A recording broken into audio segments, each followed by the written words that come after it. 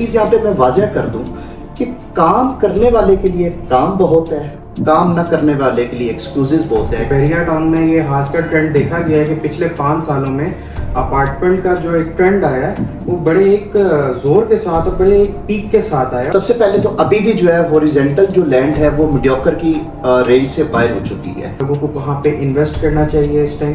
और अस्सलाम वालेकुम व्यूअर्स, मेरा नाम मियां सलाम फरूक है और रिहाइश होल्डिंग के प्लेटफॉर्म से आपके साथ मैं मुखातिब हूँ।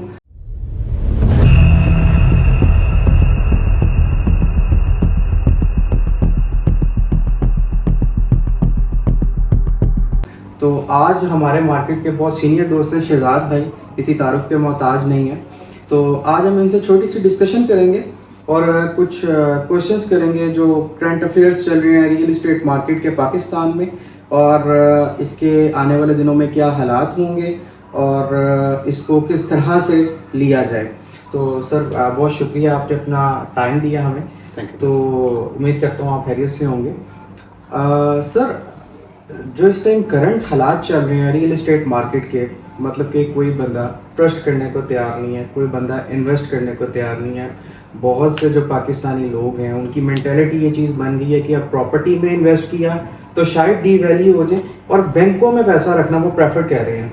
तो इस सिचुएशन में आप क्या कहना चाहेंगे? माशाल्लाह आपकी एक गहरी नज़र है मार्केट के ऊपर और आप काफ़ी अरसे से रियल इस्टेट की मार्केट में हैं, तो आप इस पर क्या कहना चाहेंगे? अच्छा, मेरे ख्याल में इसकी सिर्फ और सिर्फ वजह जो है वो लैक ऑफ अवेयरनेस है और हम पाकिस्तानियों की थोड़े से वो नेगेटिव थिंकिंग होती है। सिर्फ और सिर्फ हमें अवेयरनेस देने की ज़रूरत है। लोग कह रहे हैं कि मार्केट पैनिक है, लोग पैसा नहीं निकाल रहे, लेकिन मैं पिछले 1 साल के अंदर मार्केट मैंने बहुत पॉजिटिव देखी है। एक चीज़ यहाँ पे मैं वाज़ह कर दूं कि काम करने वाले के लिए काम बहुत है, काम ना करने वाले के लिए एक्सक्यूजेस बहुत है। एक्सक्यूजेस यही है, मार्केट नेगेटिव है, लोग पैसा निकाल नहीं रहे। असल में पहले क्या होता था, पहले ये था कि आसानी से पैसा कमा लिया जाता था। अब लोगों के अंदर अवेयरनेस बहुत ज़्यादा आ गई है। अब क्या है कि मेहनत करके आपको पैसा कमाना पड़ता है, आपको क्लाइंट को एजुकेट करना पड़ता है, आप क्लाइंट को अवेयरनेस देनी पड़ती है। टैक्सेस का शोर मचा हुआ जी, ये टैक्सेस लगे, से टैक्सेस, 7 टैक्स क्या है? कुछ भी नहीं है, जस्ट 50,000 है। दुनिया के आप किसी कोने में भी जाएं, आप प्रॉपर्टी परचेज करें और आपको उसके ऊपर टैक्स देना पड़ता है जी। मार्केट पॉजिटिव है, कोई नेगेटिव। मैंने पिछले 1 साल के अंदर बहुत अच्छा काम हो रहा है। अगर मैं स्पेशली ओवरऑल पाकिस्तान की बात करूं, फिर लाहौर की बात करूं और फिर स्पेशली अगर बहरिया टाउन की बात करूं, बहरिया टाउन में सिर्फ और सिर्फ इस वक्त ज़्यादा जो काम हो रहा है वो कमर्शियल्स के अंदर काम हो रहा है और कमर्शियल्स के अंदर काम इसलिए हो रहा है कि हाई राइजर बहुत ज़्यादा आ चुके हैं जी। अब चूँकि ट्रेंड चेंज हो चुका है, हॉरिजॉन्टल आपके पास लैंड ख़त्म हो चुकी है और 5 मरले का अगर घर में टाउन की बात करूं तो वो उसकी प्राइस वो 25 मिलियन से लेकर 30 मिलियन के बिटवीन पहुंच चुकी है। तो लोग जो है ना अब हाई राइज की तरफ आ रहे हैं कि कहते हैं कि यार इंस्टॉलमेंट की शक्ल में 1 करोड़ का अपार्टमेंट ले लें, 30% डाउन पेमेंट दे दे, बाकी 2-2.5 साल में इंस्टॉलमेंट प्लान के ऊपर चीज़ मैच्योर कर लें। अब हॉरिजॉन्टल की बजाय अगले आने वाले 5 साल वर्टिकल के हैं। वर्टिकल ऐसे ही है। तो वर्टिकल जो डेवलपर्स हैं जो हाई राइजेस बना रहे हैं, माशाल्लाह बहरिया टाउन में ये खासकर ट्रेंड देखा गया है कि पिछले 5 सालों में अपार्टमेंट का जो एक ट्रेंड आया है वो बड़े एक जोर के साथ और बड़े एक पीक के साथ आया और स्टिल अभी ये पीक पे ही है। लेकिन अभी भी कुछ लोग जो लाहौरी माइंडसेट के हैं, मतलब कि कराची में तो ये काम आपको पता है कि बहुत पहले से शुरू हो गए, लोग वर्टिकली रह रहे हैं और ख़ासकर हमारे पंजाबियों की एक होती है ना ज़मीन अपनी ना छत अपनी। तो इसके बारे में क्लाइंट को आप क्या अवेयर करते हैं, किस तरह उसको एक्सप्लेन करते हैं और क्या लोगों की अब मेंटालिटी चेंज हो के वर्टिकल पे आनी चाहिए? क्योंकि आने वाले कुछ साल में हॉरिजॉन्टल लैंड या तो ख़त्म हो जाएगी या फिर इतनी एक्सपेंसिव हो जाएगी कि एक मीडियोकर की रेंज से बाहर होगी। तो इस बारे में आप क्या कहेंगे? अच्छा, सबसे पहले तो अभी भी जो है हॉरिजॉन्टल जो लैंड है वो मीडियोकर की रेंज से बाहर हो चुकी है। तो वर्टिकल इसीलिए उठ रही है मार्केट कि मीडियोकर जो है वही, मैं दोबारा बात वही रिपीट करूंगा कि एक बंदे की अब बाइंग कैपेसिटी नहीं है कि 3 करोड़ का वो 5 मरले का घर ले सके, लेकिन उसकी बाइंग कैपेसिटी ये है कि वो 25 से 30 लाख रुपया डाउन पेमेंट दे के 2 साल के इंस्टॉलमेंट प्लान पे अपना अपार्टमेंट मैच्योर कर ले। दूसरा, उसकी वर्टिकल की रीजन ये भी है कि अब जो लाइफ है बड़ी स्मार्ट हो चुकी है। अब मेरे पास इतना टाइम नहीं है कि मैं 2 कनाल का घर रखूं, उसके लिए 10 अपने मुलाजिम रखूं, सफाइयाँ, क्लीनिंग, मेंटेनेंस, ये वो, मेरे पास इतना टाइम नहीं है जी। मेरे पास इतना बस यही टाइम है कि मैं जाऊं, मेरे एक अच्छा अपार्टमेंट वो रेडीमेड हो, मैं जाऊं वहाँ पे रात गुजारूं, सुबह अपने काम पे निकल जाऊं। ये रीज़न है। और इससे पहले कराची में ट्रेंड था, लाहौर में इतना ट्रेंड नहीं था और फैमिली ओरिएंटेड अपार्टमेंट्स नहीं थे। लेकिन अब रुझान बहुत ज़्यादा चेंज हो चुका है। अब फैमिली ओरिएंटेड अपार्टमेंट्स बन रहे हैं और फैमिलीज अब प्रेफर करती हैं अपार्टमेंट्स के अंदर रहना। तो जैसे आप इन्फ्लेशन देख रहे हैं इस टाइम, जो हमारी मुल्क की सिचुएशन है आप भी वाकिफ़ हैं, वो कोई इतनी अच्छी नहीं है। तो आने वाले 3 से 4 साल रियल इस्टेट के लिए कैसे होंगे और इनका क्या इम्पैक्ट होगा रियल इस्टेट पे? रियल एस्टेट पे इम्पैक्ट अगला आने वाले 2 साल रियल एस्टेट के लिए बहुत अच्छे हैं, ये मेरी प्रेडिक्शन है जी। अच्छा, लेकिन मेहनत करके कमाना पड़ेगा जी। ठीक है।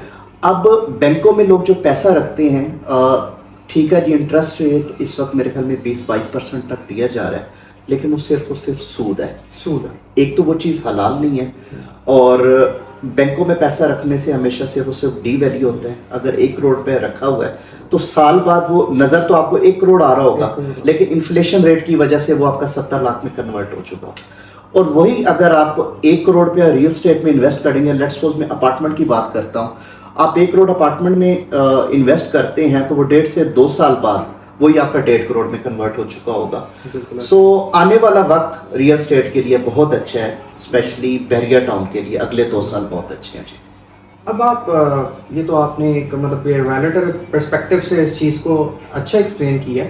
अब आप ज़रा थोड़ा सा क्लाइंट पर्सपेक्टिव से देखें कि क्लाइंट इस टाइम क्या सोच रहा है रियल इस्टेट मार्केट को लेकर। मतलब कि बहुत सारे लोगों की, हमें ओवरसीज़ क्लाइंट्स हैं, हमारे लोकल क्लाइंट्स हैं, वो इस टाइम इस पैनिक का शिकार हुए हैं कि उनको वो कहते हैं कि हमें नहीं पता कि अगला लम्हा क्या हो जाएगा। मतलब कि इतना पैनिक क्रिएट कर दिया गया है।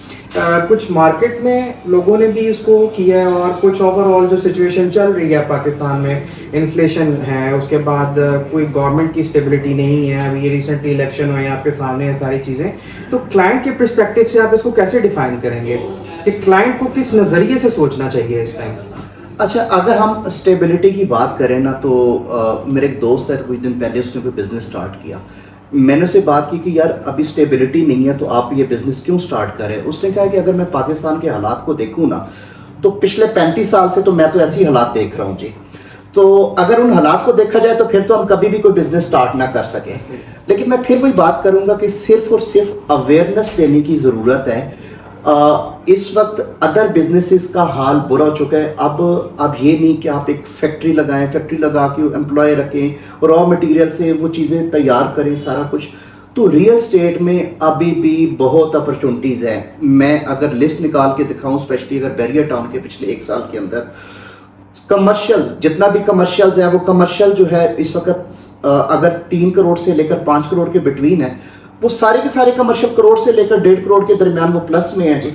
सिर्फ और सिर्फ ओवरसीज को भी अवेयरनेस की जरूरत है। मार्केट में पढ़े लिखे लोगों की कमी है। अब अगले 2 साल में लोग फिल्टर्स होंगे। अगर मैं डेवलपर्स की बात करूं और रियल्टर्स की भी बात करूं, टिपिकल रियल्टर्स मार्केट से खत्म हो जाएगा। ऐसे ही है।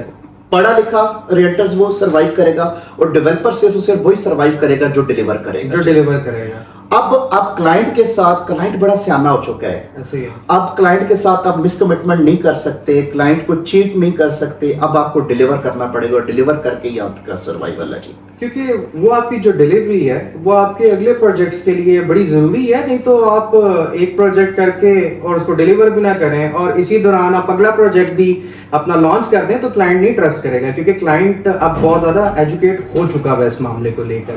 तो इसी के साथ आप मुझे बताएं कि अब आने वाले दिनों में या अभी पिछले कुछ दिनों में बहरिया में कौन सी नई डील्स आई हैं, लोगों को कहाँ पे इन्वेस्ट करना चाहिए इस टाइम, और किस में इन्वेस्ट करके एक अच्छा हैंडसम या तो कैपिटल गेन हासिल कर लें, या कौन सी ऐसी अपॉर्चुनिटी है जिसको अवेल करके एक अच्छी रेंटल इनकम अपनी जनरेट कर लें। खासकर वो लोग जो कि जॉब पर्सन्स हैं, क्योंकि उनको हर महीने अपने एक फिक्स्ड अमाउंट सैलरी की फिक्र होती है।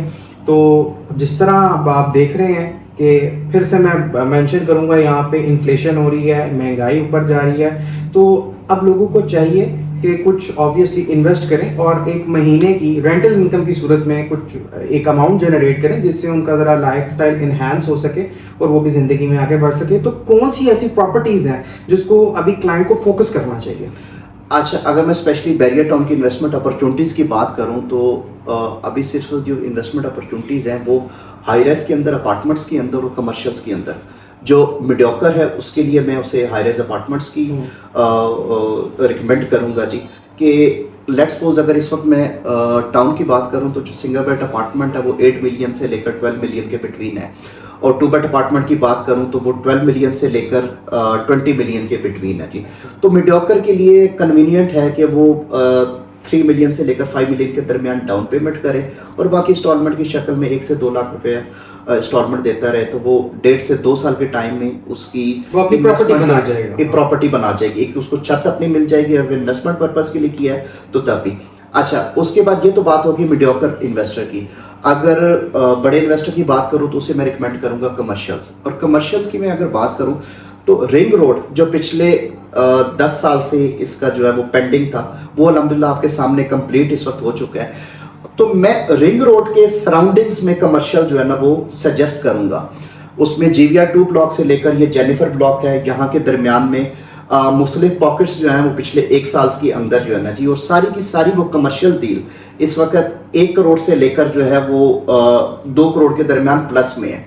और इनकी बजट की अगर बात करूं तो आपको रिंग रोड इस वक्त 2 करोड़ से लेकर 8 करोड़ के बिटवीन जो है ना जी वो कमर्शियल्स मिल सकती है। और यहाँ पे इसमें इन्वेस्टमेंट अपॉर्चुनिटीज़ अच्छी हैं। इसलिए अच्छी है कि अगर हम लेक सिटी के साथ कंपेयर करें तो लेक सिटी में 8 मरला कमर्शियल 25 करोड़ से लेकर 35 करोड़ के बिटवीन है। तो बैरियर टाउन के कमर्शियल्स ये बहुत ज़्यादा अंडर वैल्यू हैं कंपेयर टू लेक सिटीज। देखिए, इसलिए ये कमर्शियल वैल्यूएबल हैं कि किसी भी सोसाइटी या किसी भी जगह का कमर्शियल, मेन रोड का कमर्शियल, मेन बुलवर्ड का कमर्शियल इसलिए मैटर करता है कि वहाँ पे वो ट्रैफिक फ्लो है। अच्छा, उसके ऊपर तो जस्ट वो सोसाइटी है उसका ट्रैफिक फ्लो होता है। रिंग रोड के ऊपर तो आपका पूरे लाहौर का जो है वो ट्रैफिक का फ्लो रहता है। तो इसलिए मैं रिकमेंड करूंगा कि रिंग रोड के सराउंडिंग में जितने भी कमर्शियल ब्लॉक है यहाँ पे अच्छी अपॉर्चुनिटीज है जी। ठीक है, मतलब आपके मुताबिक अभी भी रियल एस्टेट इंडस्ट्री में जो पाकिस्तान की है इसमें बड़ा पोटेंशियल है? जी, मैं बहुत ज़्यादा पॉजिटिव हूँ। और वैसे भी हदीस नबी है ना कि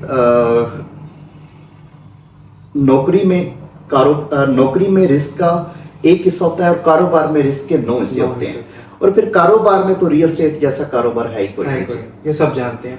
तो अब लास्ट में आप हमारे मार्केट के भाइयों को, हमारे मार्केट के दोस्तों को और क्लाइंट्स को क्या मैसेज देना चाहेंगे कि उनको क्या करना चाहिए, किस तरह से पॉजिटिव रहना चाहिए? चूँकि आपकी पॉजिटिविटी देख के मैं उम्मीद करता हूँ कि जब ये वीडियो लाइव होगी तो बहुत सारे दोस्त पॉजिटिव होंगे। तो एक मैसेज एंड पे दें आप कि मैं अपने तमाम मार्केट के दोस्तों और इन्वेस्टर्स को वेलकम करता हूँ और हम सब इकट्ठे हों, मार्केट में हम लोग पॉजिटिविटी फैलाएं और ये जो टैक्सेस के मुतालिक नेगेटिविटी है इसको ख़त्म करें। दुनिया का कोई भी आप कारोबार करें, दुनिया की आप कोई भी चीज़ परचेज करें, टैक्सेस आपको पे करने पड़ते हैं। हमारे पाकिस्तान में रियल एस्टेट पे अभी जो टैक्सेस हैं ये कुछ भी नहीं। अगर आप यूके में चले जाएं, यूके में मोर देन 50% आपको अपनी इनकम का वो टैक्सेस की शक्ल में पे करना पड़ता है जी। आइए सब मिलजुल के काम करें, मिलजुल के इस मार्केट को बेहतर बनाए और रियल एस्टेट में जितनी बेहतरी ला सकते हैं हम मिलजुल के बेहतरी लाएं। बहुत शुक्रिया जी।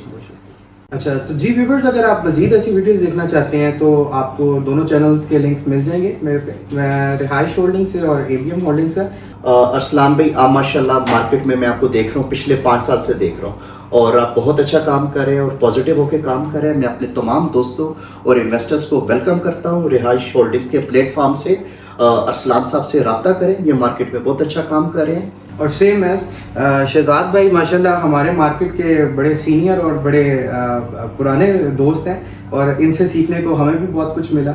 हम इनको देख देख के माशाल्लाह हमने इनसे सीखा भी है, इनसे बड़ी चीज़ें लर्न भी की हैं और माशाल्लाह जब भी मिलते हैं तो एक अच्छी गाइडेंस देते हैं हमें। तो इनका चैनल है ABM होल्डिंग्स के नाम से, आप उसको जाकर प्लीज़ सब्सक्राइब करें। मेरा चैनल है रिहाइश होल्डिंग्स के नाम से, तो आप उसको भी सब्सक्राइब करें। और इंशाल्लाह ताला आपको फ्यूचर में भी इस तरह की वीडियोस, इस तरह की कोलैबोरेशंस देखने को मिलेंगी। ज़रूर। और हमारी कोशिश रहेगी कि हम मार्केट में एक पॉजिटिविटी को फैलाएं, ताकि जितने भी दोस्त हमारे इस टाइम बहुत से नेगेटिविटी का शिकार हैं और सर फेंक के बैठे हुए कि पता नहीं अब क्या होगा, वो इस नेगेटिविटी से निकलें और मार्केट में आए, मार्केट में काम करें, क्योंकि हमने मिलकर ही मार्केट को चलाना है। क्यों शहजाद भाई? अगर बिल्कुल बिल्कुल ऐसे आपने ही ठीक है। फरमाया। तो इसी के साथ जी इजाज़त चाहेंगे। अगर आपको वीडियो पसंद आई है तो वीडियो को शेयर करें और दोनों चैनल्स को सब्सक्राइब करें। आपसे मुलाकात होगी किसी अगली वीडियो में, तब तक के लिए अल्लाह हाफ़िज़।